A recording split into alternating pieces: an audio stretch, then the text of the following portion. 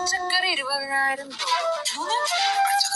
ഇതൊക്കെ ആരെന്റെ പൊന്നുറാണ് എഴുതി വെച്ചിരിക്കുന്നത്? നമ്മുടെ ശശിയമ്മാവൻ അമ്മയുടെ അകന്നൊരു ബന്ധത്തിലില്ല. പുള്ളിയെ കല്യാണത്തിലെ കാര്യങ്ങളൊക്കെ മൊത്തത്തിൽ നോക്കി. ഏത് നമ്മുടെ ഫോട്ടോഗ്രാഫർ ചേട്ടന്മാര് ഭിത്തി കീറ്റിയെന്നോരോ.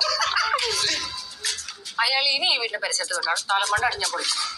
12 ഡൊറോക്കേഷൻ വാചകം. ഓ, അപ്പൊ ഈ വീട്ടിൽ വാചകത്തിന് പൈസ കൊടുക്കണം. നാരങ്ങ, തക്കാളി, ക്യാരറ്റ് 800.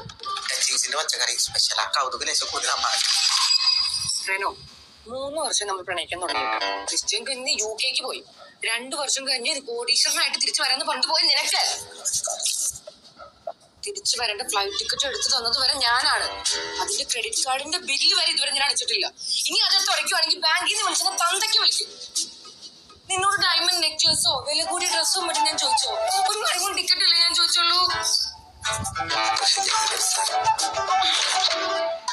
അയ്യോ മോളെ സുഖല്ലേ?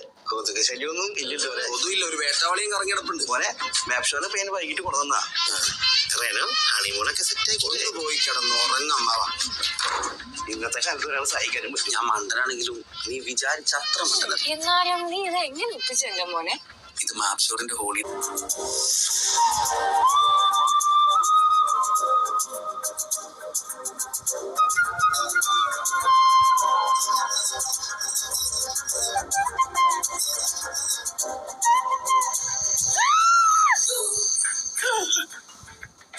ഹണിമൂൺ വെള്ളം കഴിഞ്ഞില്ലേ?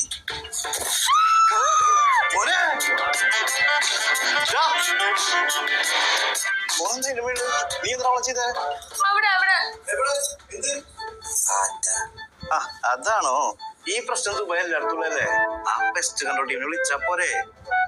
അവരെ വിളിച്ചു കഴിഞ്ഞാൽ നമ്മുടെ വീട്ടിലോ കമ്പനിയിലോ എവിടെ വേണേ ഒന്ന് ചെയ്തിരും. ഒറ്റ തവണ വിളിച്ചാൽ മതി, ആ പ്രശ്നം തീർന്നില്ലേ? അതിനാണോ മോളെ അതിനെ വെളി കയറിയത്?